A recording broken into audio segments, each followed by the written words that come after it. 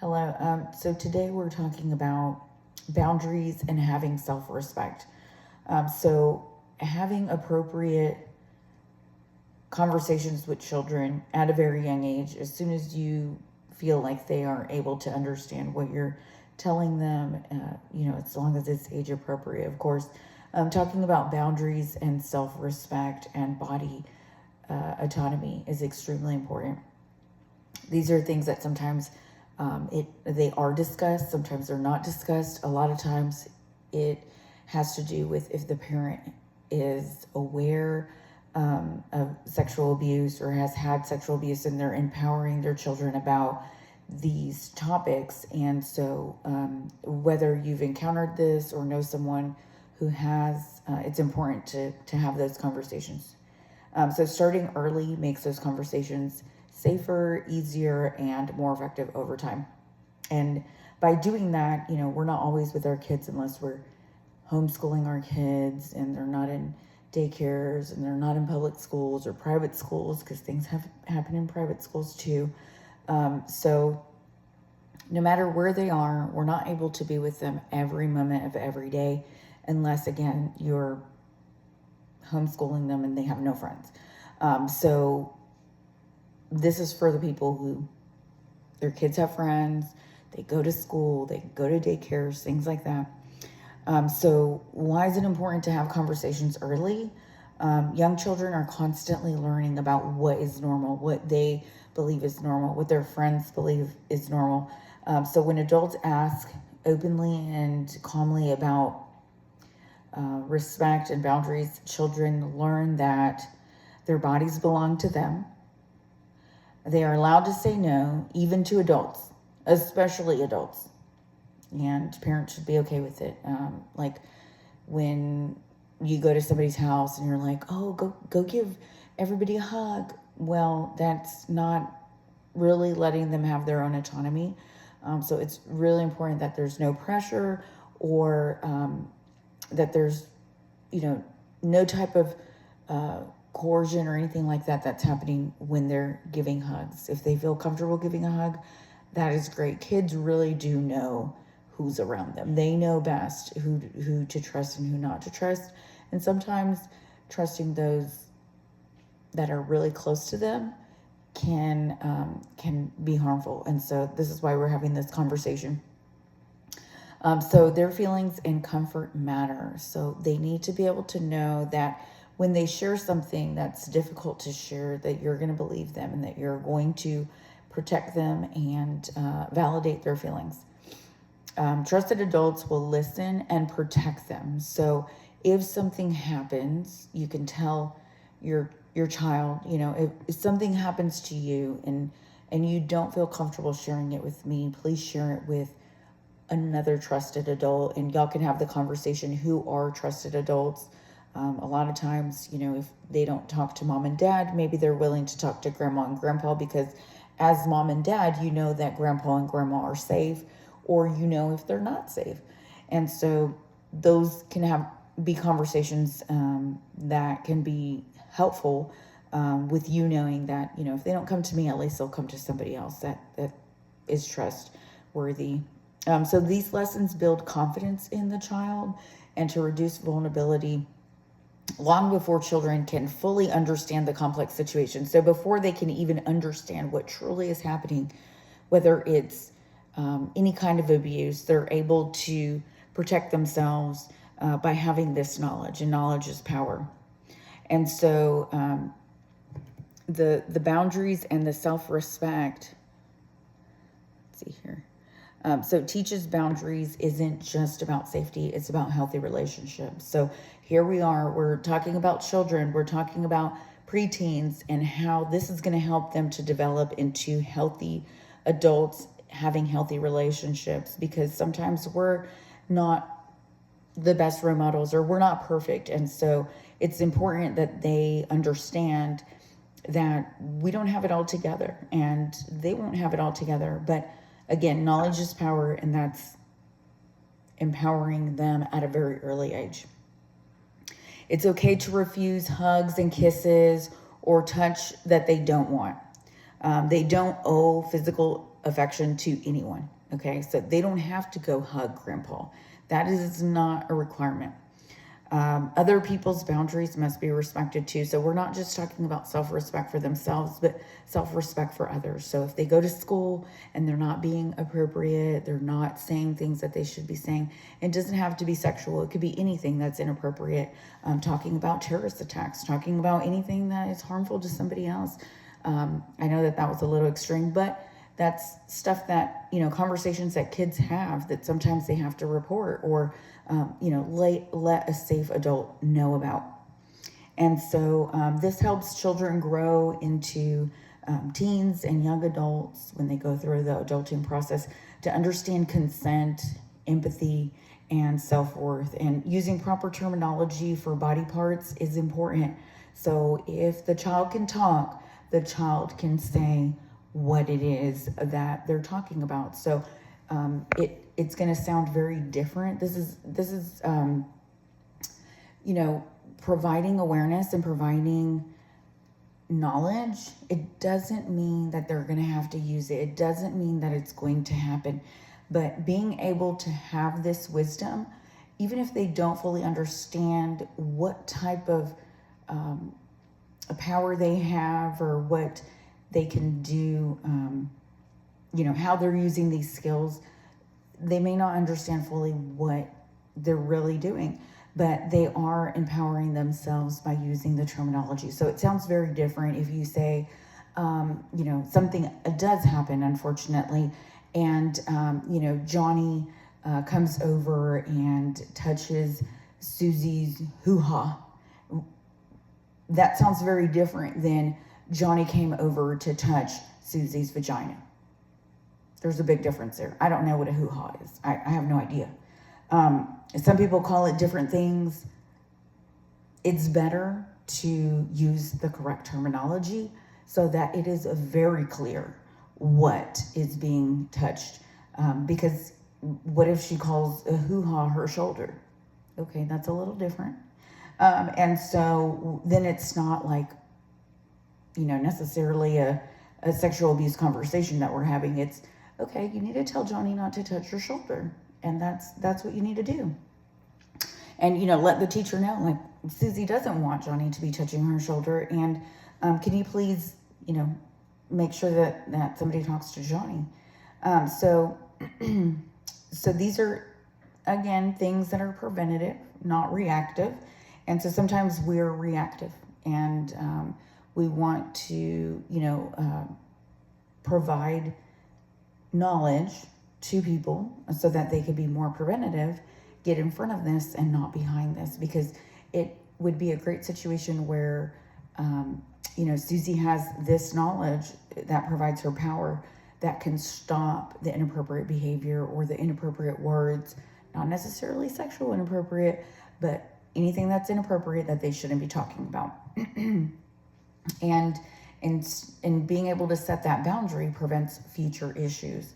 And sometimes when they're addressed right away, the person will discontinue or move on to the next person. And so the goal is to stop the behavior completely. So if you see something, report something. Or if you're suspicious, report it. Okay, so using nicknames for body parts is not necessarily helpful. Using the correct terminology removes the shame and the secrecy around the body. So sometimes people say, like, words have been turned into inappropriate things. So if you say, do you want the circles or do you want the little balls? And you're talking about candy, you're not talking about anything inappropriate. And the kids start laughing and saying, oh my gosh, she said balls. No, I said, do you want these balls or do you want these circles? And, but they're thinking about it as inappropriate. So then you say, what are you referring to? It sounds like it's not the same thing. And so, the proper word for, the terminology would be for, girls, breast, vagina, anus, men, chest, penis, testicles, anus, things like that. So it may at first be a little uncomfortable, but being able to use the proper words is going to be the best in the long run, because each person knows what they're talking about, and they're not taking these words that some children may hear that are, being used in a inappropriate manner, are going to be less likely to get them into trouble because they're using the proper terminology. And so it allows children to communicate clearly if something feels wrong, and it reinforces the body parts are just body parts, not something to hide. So, for example, being able to say vagina is the same thing as being able to say an ear. Now, if somebody touches your ear, that's inappropriate. If somebody touches your vagina, that's inappropriate and could be, and very likely be, sexual abuse. And so it's important to know the body parts and to be able to understand that it's not something that they need to be shameful about. If something like that happens, it's not their fault, and they can share that with a trusted adult. Research shows that children who know proper terms are more likely to report concerns and to understand and be understood when they do. So we want to be able to understand when a child is expressing a concern and outcry, no matter what kind of inappropriate behavior it is. The reality is that sometimes people use stranger danger. One of the most important truths is that most abuse is committed by someone the child knows. It could be a relative, a sibling, a family friend, a caregiver, a trusted authority figure. Because of this, teaching only stranger danger is misleading and incomplete. So telling them that stranger danger is going to be the monster, the one that's going to cause them harm, they're not looking for somebody that's going to cause them harm within the home. And a lot of times that's what happens. It's within the home, or it's within that family circle. And so we need to open the eyes of the children to that. And there's different programs that come to schools and say, draw what a monster looks like, somebody who's scary or that would come and hurt you. And they're drawing real monsters, and that's not what they look like. They look like people that they know and people that they care about and love them. And those people might be misusing their love and their authority into intimidation. And so it's actually a known person danger or a relative danger instead of stranger danger. So children need to know that unsafe behavior can come from familiar people, familiar faces. Emphasis should be on the behavior, not who the person is. So if it doesn't feel right, if it's something that is not right, that you shouldn't be doing, it's important to let somebody know, your parents or a safe adult. Sometimes parents can be unsafe. What children should be taught instead is simple, age-appropriate language. So you could use different things at different times, different words, but the proper terminology should be, when they're old enough to be able to express that they, express their body parts, like I need to go to the restroom, or, then let them know, like, this is a safe place, and we can talk about what these body parts are, and know when it's supposed to touch you there. If they do, then you go into the information about what they should do.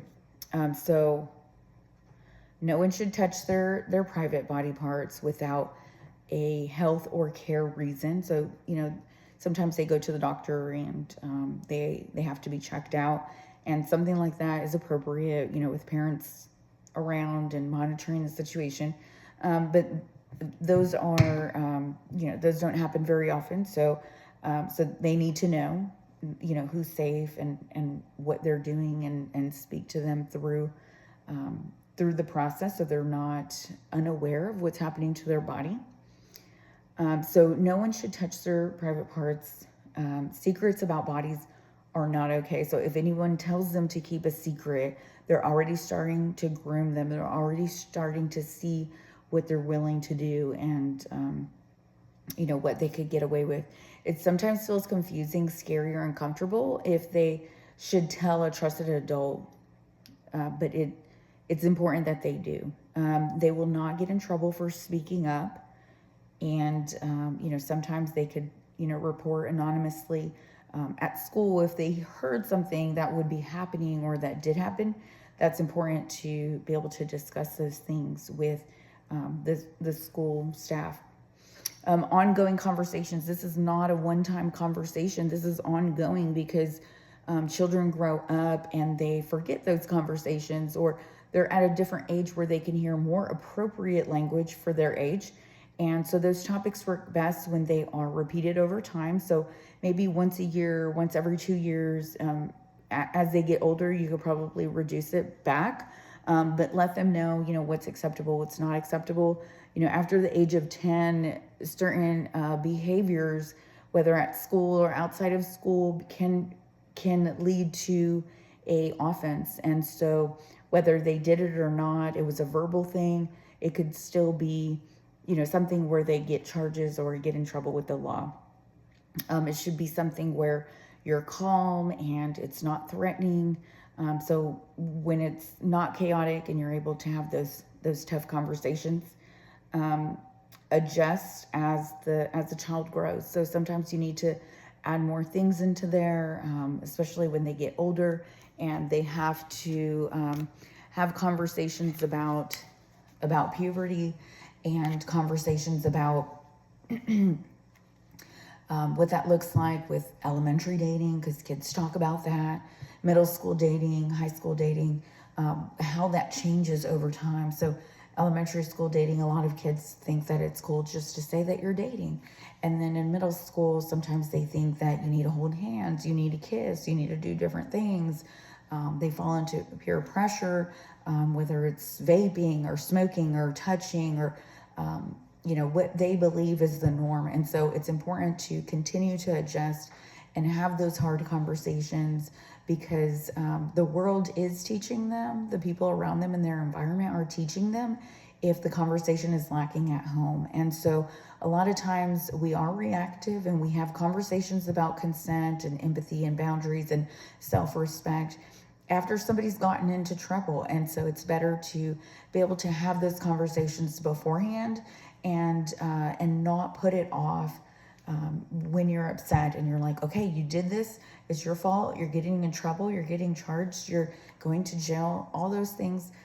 It's better to be able to come from a place of loving and say, let me empower you with this information, and let me be walking with you in this journey that is called life, and know that there are laws, there are rules, regulations, and this also teaches children to work with the rules and not against the rules, in a loving way, because no one wants their child to get hurt. No one in their right, sober mind wants their child to get hurt. And so to be able to empower them with this information can only help them in the long run. It's not saying that it's 100% proof that nothing's going to happen to them. Again, we're not with our kids every second of every day unless they have no friends and they are being homeschooled. And so it's important to empower them, because we know that we're not going to be there every second of every day, but they could be their own advocate, and to be able to express when they don't feel safe. And being a parent or a caregiver, being able to listen to that, acknowledge it, validate it, and meet them where they are, so that they know that they're cared for and they're safe and feeling safe. Those are two different things. Feeling safe is different than actually being safe. And so it's easier said than done, but having a child who feels safe, truly feels safe, is the best thing. And empowering them is the first step.